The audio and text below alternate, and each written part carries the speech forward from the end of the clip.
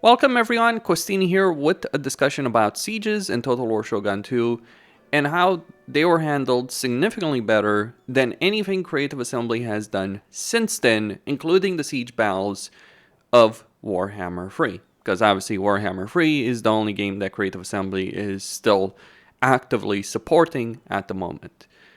But Shogun 2 does offer certain lessons that Creative Assembly should take. We start with the campaign situation, we will move on to the battles.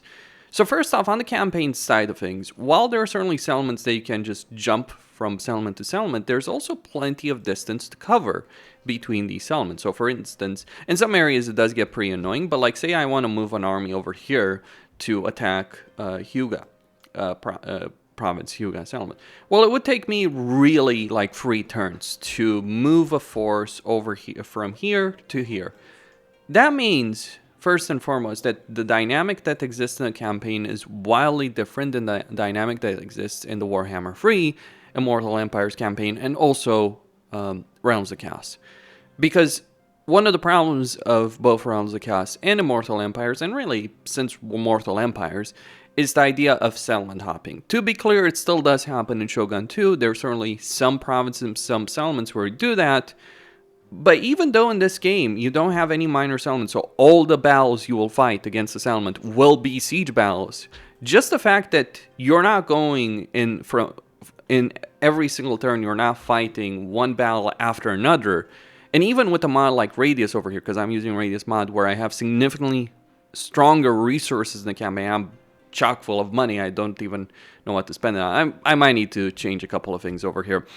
But even with a mod like this, even with a modded campaign like this, the dynamics that exist in a campaign, despite the limitations of diplomacy and other issues Shogun 2 has, and let's be clear, it does have them, despite some of those issues, the dynamic that gets created here is far more interesting. You'll fight a ratio of field battles versus sieges that's far more favorable. I would actually be curious about one statistic with Warhammer 3 that I will be very interested in Creative Assembly sharing.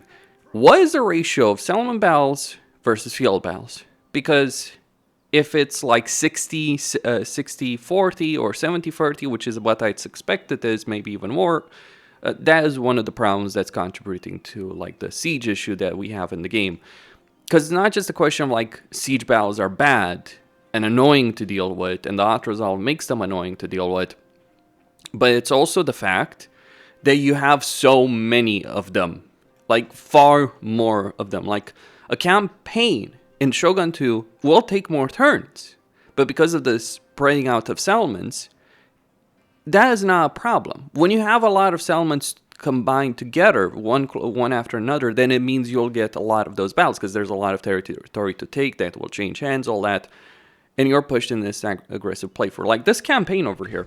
Really, this campaign is turn 40. By this point in virtually every Warhammer 3 campaign, if you're a competent player, and really even here, I'm dominating the map, but to win this campaign, I need to make my way pretty much over here.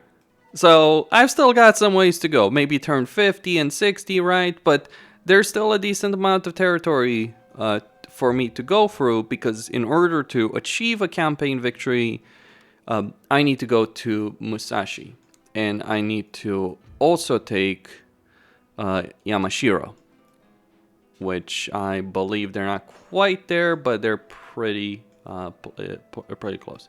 So either way, I need to take Kyoto more or less, and then just go further east. Like there's Musashi, so I need to take these provinces. That's still a significant amount of the map to cover, and at this point in the campaign, one of the great campaign dynamics that exists in Shogun to Follow Samurai is you end up with this imperial war between the imperial factions and the shogunate factions. So you have half the map fighting half the map. This is a significantly better endgame situation than anything Warhammer 3 does have. It makes things far more interesting, despite, again, issues with diplomacy and all that this game does provide. That's one thing in terms of the campaign situation. Just the way the map is designed, like sieges, no system, battles do not exist in a vacuum in a Total War game. That's one of the main points. That's one of the main selling points. Like, there's this map that adds context to these battles, and what happens on the map, how that map is handled, is quite crucial for how things are going to play. And I think, even going back to Warhammer 1, the Warhammer maps, campaign maps, were not necessarily very well designed, I think, by Creative Assembly. Yes, Japan was much better designed than, I think, most of the other maps that they actually had in their games. But that's one of the things to mention. Let's talk about garrisons, because there are garrisons in this. While I'm using a modded campaign that does have some changes to this, you will get units from these garrisons. But the way they do these garrisons is interesting. So you don't just have a structure or two structures as you do in Warhammer. You don't just have a main structure and then a secondary structure that improves that garrison. No. You have two principal structures. So you have the city, then you have the castle. So the fortifications, the one that will add the most units, will be the castle. And improve your defenses, help your recruitment capacity. Imagine if we had that in Warhammer. Oh, every provincial capital having like a fortress that's a specific slot that can only be used to improve the fortress itself, and you have a couple like free slots over here that you can use for other purposes. Wouldn't that be a much better system than having to decide? But regardless, so you have two principal structures in a settlement. So you have the main one, you have the city, so basically the town. Now, both of these do have garrison units, but you're going to get, like, this is a tier 3 version. And yes, Shogun 2 can be a lot slower because you need research to get past a certain point. But even if I upgrade this to, like, tier 4, you're going to see, like, I might get from 6 to 7 units in the garrison from these two buildings. Now, I do have a couple more from this one. So I'll be looking at maybe 8, maybe 9 units at the tier 4 with the barracks, with the cadet school giving me 2 of those units. Unit recruitment increasing garrisons, it's not necessarily, like some modders I think have used this idea, but it gives you some context of how sieges and garrisons could be improved. Like having military structures actually improving garrisons would solve one of the issues that we have in Total War Warhammer 3, would give those a purpose beyond just recruiting units, because like outside of the structures you need to recruit units in one province or 2 provinces at most, you're far better off in Warhammer 3 getting structures that increase your hero capacity and improve your economy. Unit recruitment, you confine that to some core provinces with the highest level tier so you can attach the best units. Maybe use some like low tier unit recruitment on the front lines, but that's pretty much it. Whereas here, there is a reason, at least a defensive reason, to have a lot of this unit recruitment. And also the garrisons themselves are smaller. That's something that's great over here. Now, I am going to break this campaign. I have backed up my save over here. This is a legendary campaign. You can do that. You go into the folder, you back it up. But I'm going to declare war. Yes, this is going to piss off a lot of people. But here's an interesting idea. When a full army shows up to a settlement against the garrison, you wipe the floor with them. Wouldn't that be an interesting idea, Creative Assembly in Warhammer 3? Wouldn't that be a nice and interesting concept?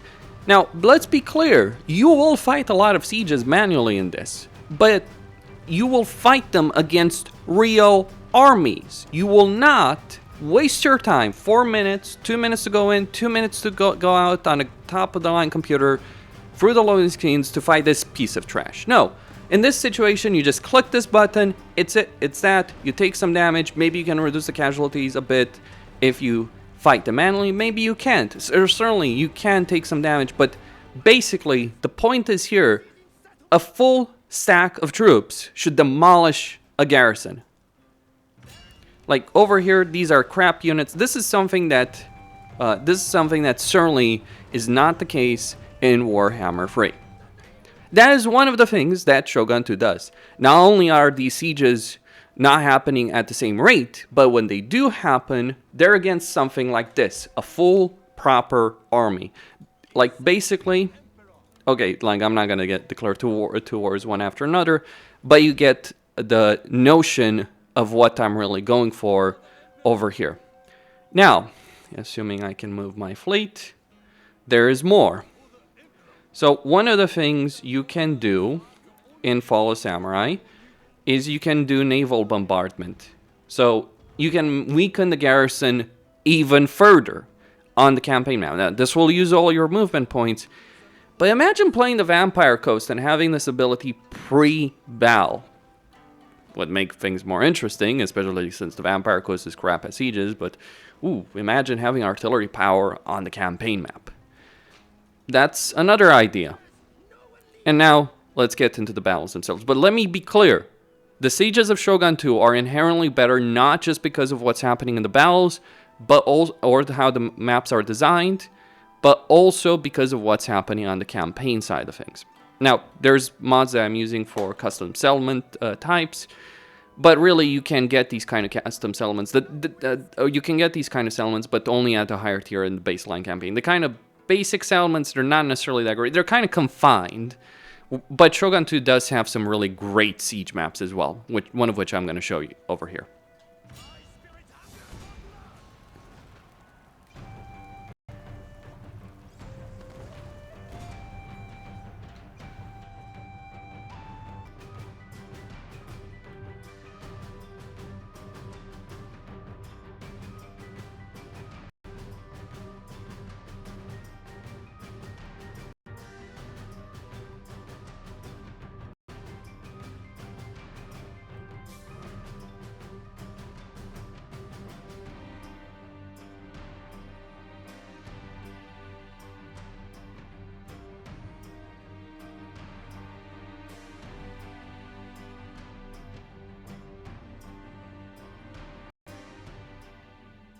Alright, so past that loading screen, let's talk about this. Now, this is a higher tier settlement. You would encounter such settlements in the base game as well, but only later on in the campaign. The mod I'm using does make these more available earlier on to make these things more interesting. Because yeah, the basic tier 1 settlements are not particularly great in Shogun 2, but that's the thing. If a mod can fix things and make them more interesting, then the core of the game is great, and that's the key difference. Shogun 2 has its issues, but it can be much improved on mods, whereas there's such fundamental problems in something like Warhammer or in other Total War games that mods can't fix them. That's one of my issues with Rome 2 and Attila, because yes, for all the things mods do, the core gameplay is still broken, but that's something for a future video. So, let's talk about this. Let's consider this. Will I win this battle? Oh yeah, with ease. Will I win this battle if I just smash my units against the walls and gates? Probably, but I would also lose half my army. Imagine the idea that a settlement garrison, even a basic crappy one like this, couldn't just annihilate, could annihilate half your army and maybe win the battles. Don't underestimate the defensive potential of someone who is sitting behind their walls with guns in a siege situation in Shogun 2. Because like, if I assault these units directly, these conscript infantry, the levy garrison, all that, they will they will inflict significant casualties. The best thing to do, okay, you want to recruit artillery as quickly as possible, you can. Another thing Shogun 2 also does better. One of the problems that exists in Warhammer 3 is that the vast majority of factions have artillery, which would make sieges better, improve the dynamic, open gates, etc. But it's locked behind tier 4 settlements like the Empire situation. Or tier 3, more often than not, it's tier 3. Here, you might just start a campaign and within 3-4 turns you might be recruiting artillery. The only limiting factor might just be the fact of building the recruitment building to recruit the artillery in quite a few of the campaigns, but artillery is readily available, like these paragons, for instance. Like Satsuma don't start with the ability of recruiting artillery from the get-go, for instance. You just need to build a structure. So, past like maybe the first siege, which might require you to use some clever tactics, yeah. Now, of course, you can inflict severe damage with artillery here, but if there was a real army in the settlement, and only real armies are the ones you're actually going to fight in these kind of sieges, if there was a real army here, yeah, sure, you can blast them to pieces with your cannons, but eventually you're going to run out of ammunition. You can't just blast your way to artillery to victory. Hell, even here, I'm not quite sure I would be able to do so. Maybe I can, but still. That's one thing. That is one thing. Artillery is really, really powerful in Shogun 2, but ammo can be an issue, which is fine. I do wish that Total War added a way to resupply your units on the battlefield. I'm looking at you, Ultimate General, as an inspiration for that. Brilliant decision there. But regardless, I mean, there are ways with certain heroes that they've toyed with that, but they've never really implemented it as a thing for factions. In general, it is annoying. I mean, it shouldn't be like, oh, you get infinite ammo. No, but just having a way of replenishing artillery with replenishing ammunition in the same way engineers do it for dwarves could be great. Okay, so let me demonstrate what happens if I attack the walls. Keep in mind, I have much, much better units than what the AI does have over here. Let me just get into a position where I can do so. So position my units here. There's 1 unit of garrison infantry. 1 unit! If 5 ranged units were barreling towards you in like Warhammer 3, you would lose. Let's see what happens here. Now, they're probably going to lose. Okay, but we're starting to see some casualties. And they're actually going to start climbing up over here. Though, to be honest, that unit was probably a bad idea. Okay, let's go for something else. All right, so you can see, you'll start seeing what's going to happen here. I probably really should have attacked that unit there, but let's say we attack this unit. Keep in mind, they're not necessarily in the best position, but like, ooh, look at those guns sing. 20 units, 40 units. They're going to kill 1 unit. Okay, let's redeploy. Not the best formation for me, I admit. Let's use that. Oh, a ranged unit behind the wall can actually inflict severe damage on units outside of the wall. Imagine walls protecting the units, covering behind them. Okay, so if I don't have artillery, how would I win this battle? There's a couple of things to mention. I need to take the victory point here. This is why I like mods that unlock these kind of siege maps, because the siege maps themselves can be amazing. But here's what you do. You distract the enemy on a certain point, like maybe you just put, a distraction Carnifex units. You take your ninjas, melee units, and all that, and you find a gap of the wall that the AI can't defend. And there will always be a gap. If you're fighting against a huge number of units, well, you might just not be able to win. You might have to bombard them into submission, or like you use artillery to weaken a section of the walls, and then you attack that section of the walls. But even then, you gotta be careful, because while you can climb the walls in the game, well, you can certainly climb all of the walls that are available, right? That is available. The ladders are available in this game. Doing so, if the enemy had units here that could reach here, that would be a surefire way to get my guys killed. So that's one of the things that you need to keep in mind. Positioning, maneuver warfare, proper accounting of the defender's strength, where they're strong, where they're not strong. Yes, the AI is kind of crap and passive and etc. But it makes these battles so much more interesting when you can't just march your units in the side of the walls and expect to win. No, you have to find distractions, create openings. And this is in a situation where you can literally climb the walls. Make this point. I obviously don't want to lose half my entire army over here. That would be a really bad idea. Especially because, the AI does cheat on Legendary in this game to a degree. So over here, if there was an enemy unit to try and contest this, I would take significant casualties. Oh, and also, it is not enough in this game to take one wall when you're dealing with settlements like this. You gotta take the second wall. You gotta deal with the towers, which can also deal some damage, though it's not the bullshit towers that you get in Warhammer 1. Yeah, you can burn buildings, you can burn gates and all that. People obsess about the ladders and they obsess about the destruction of the gates without realizing that is inconsequential to making good siege battles. So now I'm just gonna run around, clear these units, while the rest of my army just... obviously this is a battle where there was a very small garrison army, so it's not... But even so, I have taken a good amount of damage when I'm careless. I actually have to devote effort. I could have reduced the damage, sure. I could have reduced the damage. Let me just withdraw over here. Another thing you can, of course, do is bring in the heavy guns.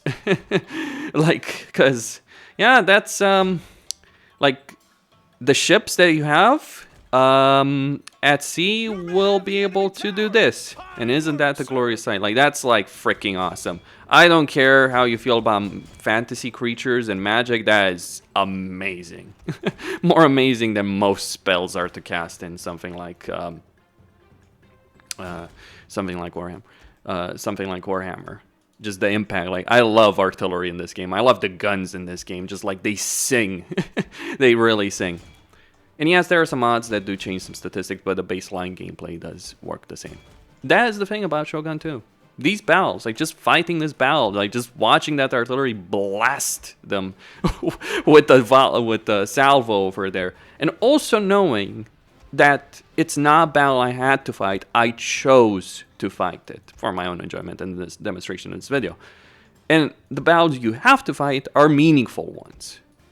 That's the crucial point.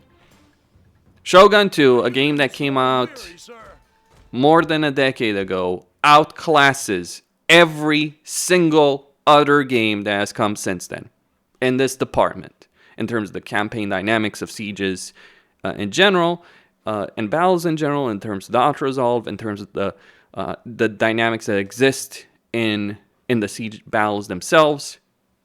Like, there's a reason why this game has a community that considers it a really good game. Now, I'm not going to sit here and tell you that Shogun 2 has no problems, because it absolutely freaking has them. But outside of, like, the crappy diplomacy, and there are some mods that can help with that, but outside of the really crappy diplomacy limitations on that, this game is fantastic. And maybe Creative Assembly should move past, like if Creative Assembly is just, like, the problem with Total War is that every Total War game that's come out since Rome 2 has been built on the framework of Rome 2. Can we have every Total War game built on the framework of Empire again? Because I'll tell you something, while Empire and Napoleon were crap, well, honestly, I thought Napoleon was much better than people gave it credit for, but while Empire was a piece of crap, Shogun 2, which is built on Empire, is, like, substantially better. It had some balance issues, design issues, like the economy being very limited, all that. But the research trade, diplomacy, etc. But this, I'll take this any single day over all the battles, like siege battles I can fight, with all the buildable towers inside the settlement. Also, may I point this out? Like, before I end this video, tiered defenses in a settlement, multiple levels in a settlement, with defensive walls and gates and towers, and the towers not being on the outer walls but in the inner walls, so they're actually more useful for the defender instead of something you just use initially. Yeah, small details like that. Like, I don't know, like, how did we go from this? Like, I don't get it. I don't understand. How could Creative Assembly go from this to Rome 2? Because this is a night, once you start playing Shogun 2 again, because I hadn't played the first, it was like, once you start playing Shogun 2 again, you just realize, holy shit, what a game. Christine signing out.